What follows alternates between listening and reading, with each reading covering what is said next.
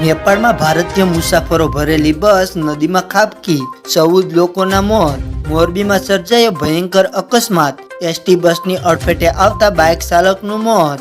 ISKCON bridge કેસમાં 9 લોકોને custody મારનાર તથ્ય પટેલને 1 વર્ષ બાદ 1 દિવસ માટે જામીન મંજૂર.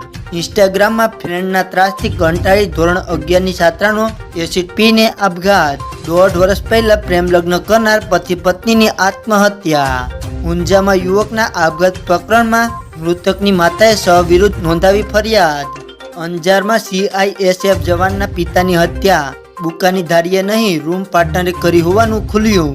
હળવદમાં એસટી બસનું ટાયર ફરી વળતા આડેડનું ઘટના સ્થળે જ મોત. પોખરાથી કાઠમંડુ જતી બસ નદીમાં ખાબકતા 14 ભારતીયોના મોત. પાદરગઢ ગામે ખેતીકામ કરતી ગુંદરાણાની કિશોરી પર વીજળી ત્રાટકતા મોત નીપજ્યું. રાજકોટમાં જૈન દેરાસરમાં પ્રાર્થનામાં લીન યુવક પર 9 સેકન્ડમાં ધારદાર સરાના 5 ઘા ઝીક્યા. ઘટનાના CCTV સામે આવ્યા. બિકાનેરમાં 2 કાર વચ્ચે સર્જાયો ગમખ્વાર અકસ્માત. ઘટના સ્થળે જ 3 યુવકોને ભરખી ગયો કાળ.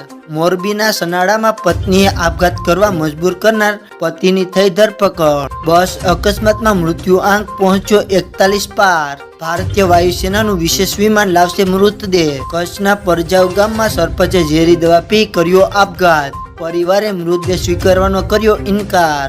મહારાષ્ટ્રમાં દારૂના નશામાં ધૂત ટ્રક ચાલકે કારને મારી ટક્કર. એકનું થયું મોત. ડુડસ વાસડા દાદાના દર્શને જતા માતા પુત્રને નડ્યો અકસ્માત. મહિલાનું સારવારમાં મોત. સુરતમાં હવે નકલી CID ઇન્સ્પેક્ટર આવ્યો સામે. મહિલા જ્યાં જ્યાં જતી તેની પાછળ જતો. પોલીસે પાટણ ખાતેથી નકલી CID અધિકારી બની ફરતા તરુણ ભટ્ટને ઝડપી પાડ્યો. બિહારમાં સુટકેસમાંથી 3 વર્ષની બાળકીનો મૃતદેહ મળી આવતા ખળભળાટ. માતા પણ ગાયબ. ઊંઝામાં મિત્રો પાસેથી લીધેલા 23.76 લાખના સટ્ટામાં હારી જતા યુવાને ઝેરી દવા પી લીધી. તો મિત્રો, આવા જ બીજા સમાચાર જોવા માટે અત્યારે જ અમારા વિડીયોને લાઈક કરી અને ચેનલને સબસ્ક્રાઈબ કરી દેજો.